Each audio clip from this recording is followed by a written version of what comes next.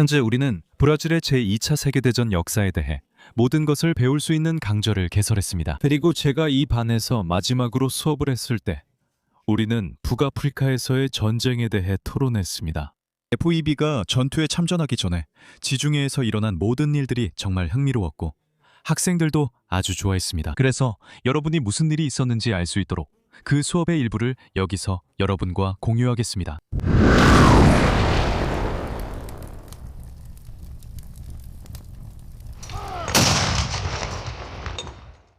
좋아요. 그래서 제가 말했듯이 우리는 1942년 11월 8일부터 시작합니다. 사실 이 사건은 우리가 이미 이야기했던 것이죠. 이 강에서 우리는 이미 이 사건, 즉 토치 작전에 대해 논의했습니다. 이 작전은 브라질과 미국의 관계 등 많은 것을 바꿔놓았죠. 그리고 바로 이 토치 작전이 일련의 사건들을 시작하게 되고 그 결과로 브라질 원정군이 창설되는 계기가 되는 거죠. 그래서 1942년 11월 8일 이 강에서 지도도 보여드렸는데 혹시 지도를 보고 싶으시면 세 개의 임무부대가 어디에 상륙했는지 확인할 수 있습니다. 그 부대들은 모로코와 알제리에 상륙했습니다. 우리가 이야기하고 있는 북아프리카는 모로코의 서쪽 해안에서부터 이집트의 동쪽 해안까지 이어집니다. 북아프리카 전체는 서쪽에서 동쪽으로 모로코, 알제리, 튀니지 이렇게 세 개의 프랑스 식민지로 구성되어 있습니다. 그 다음에는 이탈리아의 식민지였던 리비아가 있고 마지막으로 영국의 식민지였던 이집트가 있습니다. 그래서 1940년 6월부터 대부분의 전쟁이 벌어지고 있던 동안 동쪽 지역, 그러니까 이른바 동부 사막에서는 이집트에서 이탈리아군과 영국군 사이에 전투가 벌어졌습니다. 전쟁은 마지막 단계에서 북아프리카에서 더 서쪽으로 전개되는데, 즉 프랑스의 북아프리카 식민지로 전장이 옮겨가게 됩니다. 그래서 토치 작전은 며칠, 대략 나흘 정도에 걸쳐 진행됩니다. 그렇죠? 엘알라메인 전투에서 아프리카 군단이 패배한 지 상사일 후에 이집트에서 말이죠. 그게 바로 롬멜이 이집트 안으로 진격한 최대치였습니다. 그렇죠? 이렇게 해서 이탈리아 독일 연합군은 서쪽으로 밀려나게 됩니다. 그렇죠? 그들은 서쪽으로 밀려나서 시레나이카뿐만 아니라 트리폴리타니아도 잃게 되고 결국 거기에 주둔하게 되고 티니지의 요새를 짓게 됩니다. 이제 토치 작전으로 넘어가겠습니다. 이 작전은 미국과 영국 사이에 큰 협력이 될 것입니다. 미국은 전쟁에 참전한 지 기본적으로 11개월도 안 됐었죠. 하지만 약 11개월 전이었죠. 왜냐하면 1941년 12월 7일에 참전했으니까요. 그만큼 시간이 걸린 거죠. 조직을 갖추는데 11개월이 걸렸죠. 우리는 전국적인 동원 과정이 이 11개월 동안 모두 이루어졌다는 점을 상상해야 해요.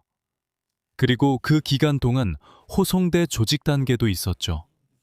대서양에서 말이에요. 호송대를 호위하는 것은 매우 필요하고 이런 대서양 횡단 작전에서는 필수적이죠. 우리가 여기서 보고 있는 것처럼요. 그래서 그게 바로 전쟁부의 목표였던 거죠.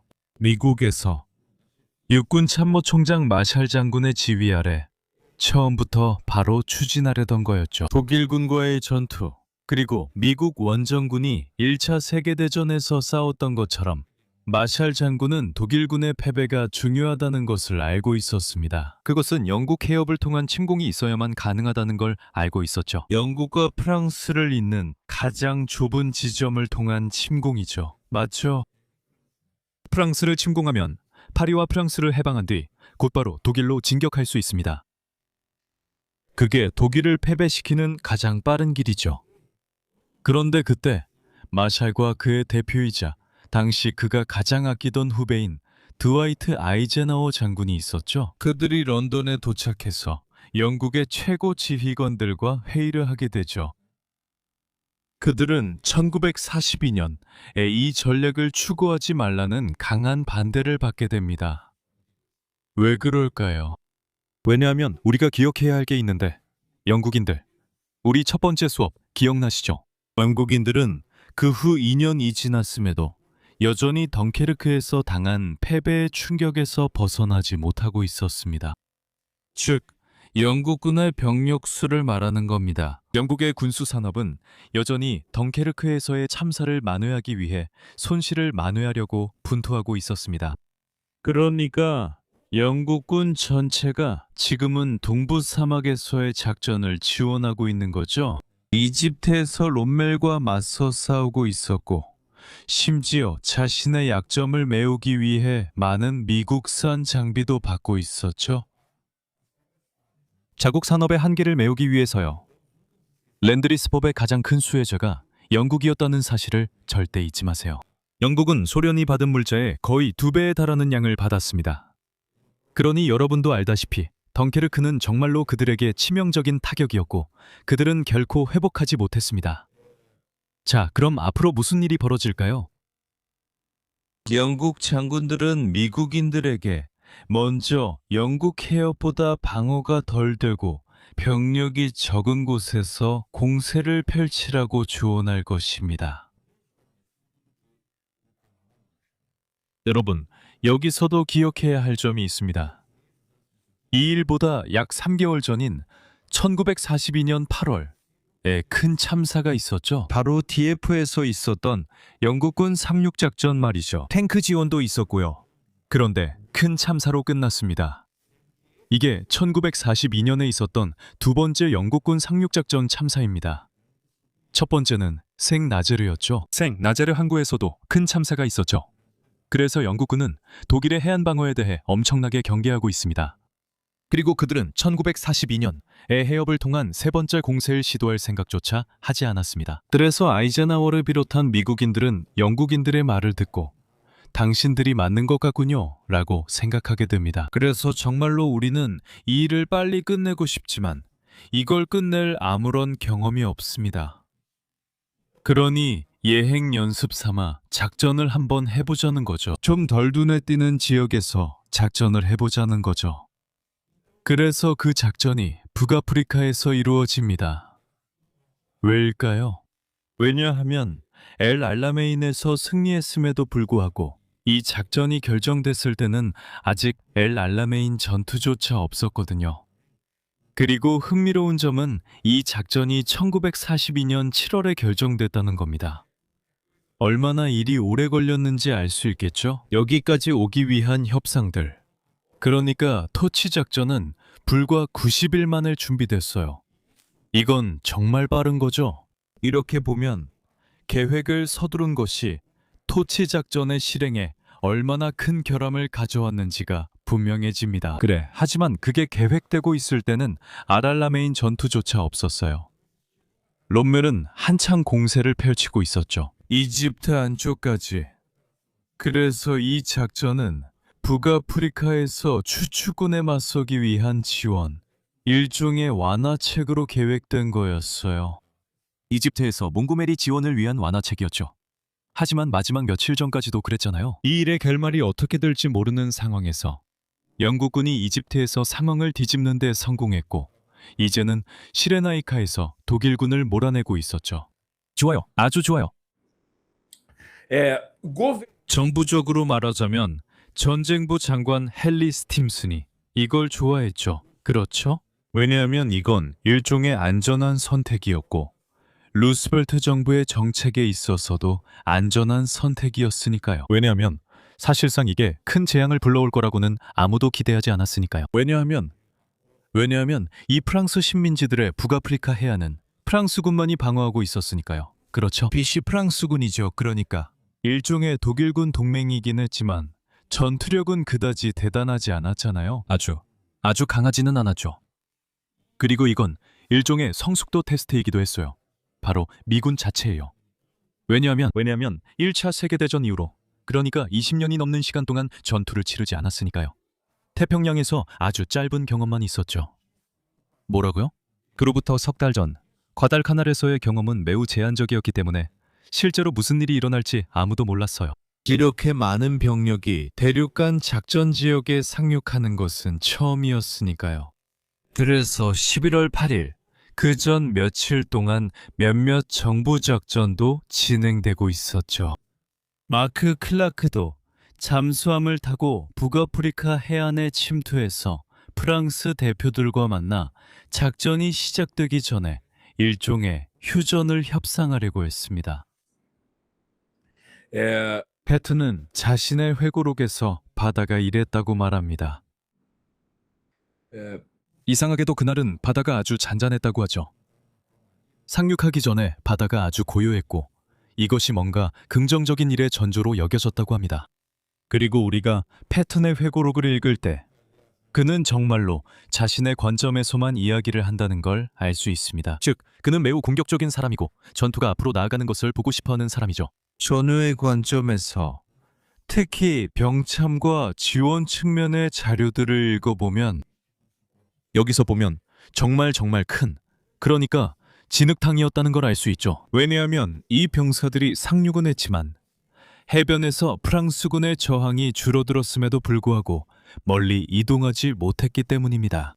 그래서 이 사람들은 상륙과 보급, 조직에 큰 문제를 겪었습니다. 정말 큰 혼란이 있었고, 그래서 그들은 실제로 접근하거나 더 깊이 들어가거나 상륙지대에서 빠져나갈 통로를 열지 못했고 결국 패배했습니다. 튀니스로의 질주.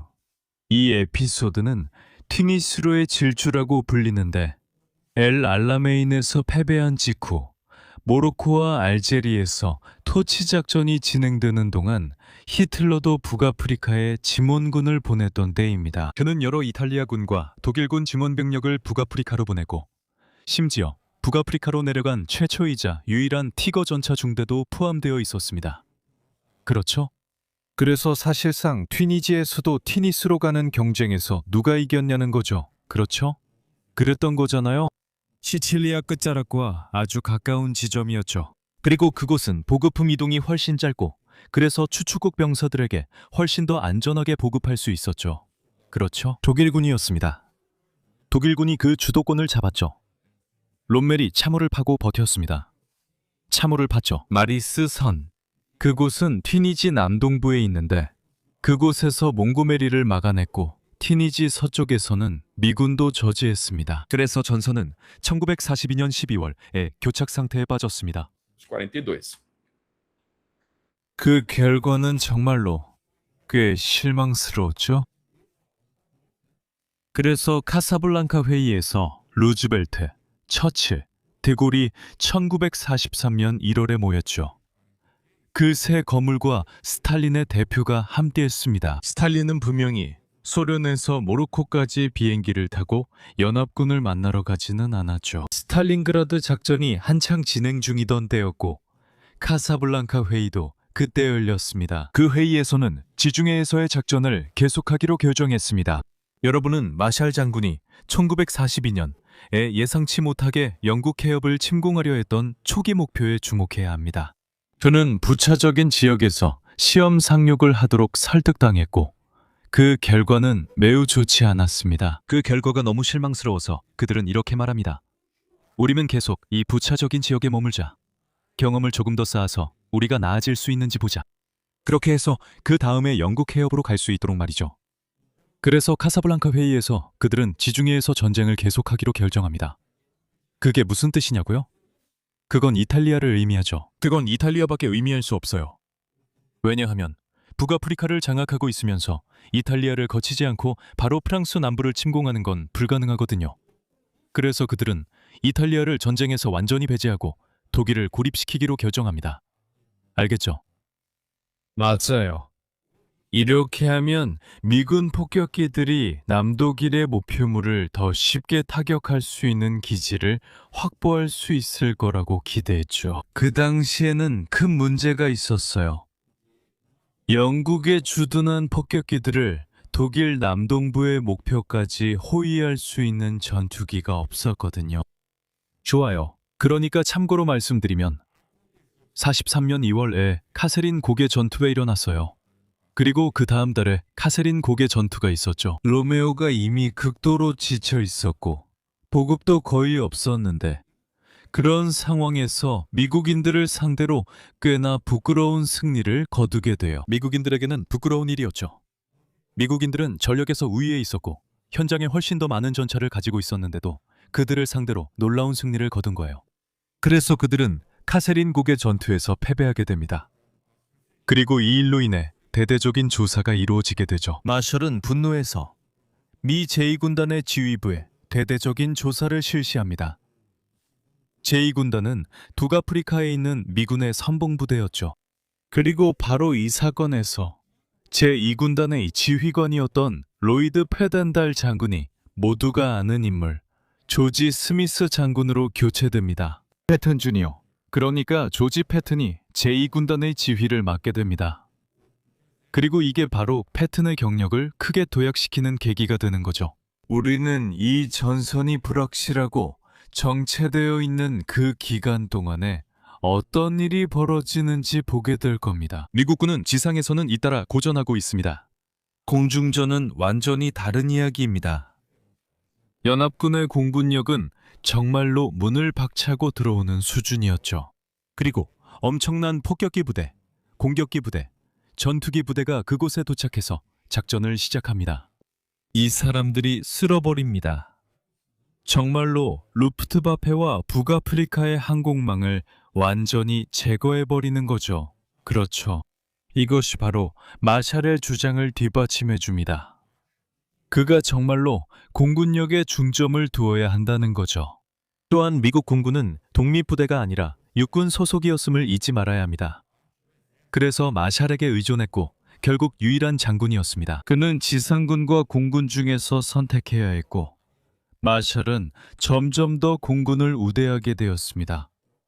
알겠죠? 그래서 이것은 FEB 창설을 촉진하는 요소 중 하나가 됩니다. 우리가 이미 지난번 수업, 두 번째 수업에서 봤던 내용이죠. 맞죠? 튀니지를 유지하는 것. OKW, 즉 오벌코만도 대어 회막트. 독일 최고 사령부에게 튀니지를 유지하는 것은 튀니지에서 그 부대를 전투에 투입하고 유지하는 물류 비용이 감당할 수 없을 만큼 커집니다. 왜냐하면 미군 항공 전력이 아주 강하게 도착하면서 손실이 정말로 크게 누적되기 때문입니다. 그래서 4월에 그렇죠? 이미 3월에 히틀러는 더 이상 그곳을 유지할 수 없다고 결정하고 이제는 후퇴를 시작해야 한다고 판단합니다. 그렇죠? 이미 북아프리카에서 병력을 철수할 준비를 시작해야 한다고 판단합니다. 그래서 최종 공세는 1943년 4월과 5월에 시작될 것입니다. 43. 패턴이 이 공세를 지휘하기 시작하지만 곧 후방으로 이동하게 됩니다. 왜냐하면 패튼이 군 지휘권을 받게 되거든요. 그는 군단장이었지만 이제 7군의 지휘권을 받게 되고 이 군단은 오마 브래들리 장군이 맡게 됩니다. 브래들리 장군이 실제로 마지막 공세, 즉 1943년 5월에 있었던 추축곡에 대한 최종 공세를 마무리하게 됩니다. 항복은 1943년 5월 13일에 일어나게 되는데 이때 조반니 메시 원수의 항복으로 이루어집니다. 조반니 메시 원수는 제1이탈리아 독일군의 사령관이었죠. 그는 뉴질랜드 군단의 버나드 프레이버그 장군에게 항복하게 됩니다. 그래서 북아프리카에서의 전쟁은 1943년 5월 13일에 끝나게 되고 그 직후인 6월 11일에 판텔레리아 섬이 점령되는 사건이 일어나게 됩니다. 판텔레리아 섬은 여기 근처에 있습니다. 튜니스 교두보 근처에 있습니다. 튜니지와 시칠리아 사이에 있어요. 아시죠? 작은 이탈리아 섬이지만 매우 강화된 공군 기지가 있었기 때문에 지중해 한가운데에 있는 이탈리아의 요새 같은 곳이었습니다. 그리고 그 섬은 오직 미군의 공군력만으로 항복하게 됩니다. 작전명은 콕스크루 작전이에요. 그들은 너무 많은 폭격을 받아서 그곳에 있던 이탈리아 대표단이 예정되어 있던 상륙작전이 시작되기도 전에 항복하기로 결정합니다. 그래서 이 일은 마셜의 신념에 어떤 영향을 줬을까요? 오히려 더 확고해졌죠. 그러니까 진짜로 우리가 필요한 건 공군력이라는 거예요. 그래서 마셜은 점점 더 공군력을 믿고 점점 더 공군력을 우선시하게 되는 거죠. 그렇죠? 그리고 바로 이 점이 미군을 90개 사단으로 제한하게 만들고 우리가 이미 말했듯이 FEB 창설을 촉진하게 되는 거죠. 자, 오늘 내용 어땠나요? 이 강의뿐만 아니라 다양한 다른 강의들도 계속 보고 싶으신가요? 이번 주에 더 많은 강의가 있을 거예요. 꼭 신청하세요. 제2차 세계대전 속 브라질 강좌에 등록하고 픽스나 카드 12개월 할부로 결제할 수 있어 부담이 적습니다. 링크는 설명란에서 찾으실 수 있고 아니면 화면에 있는 QR코드를 스캔하셔도 됩니다. 그러니까 시간 낭비하지 마세요. 저희와 함께 공부하러 오세요. 거기서 기다리게요.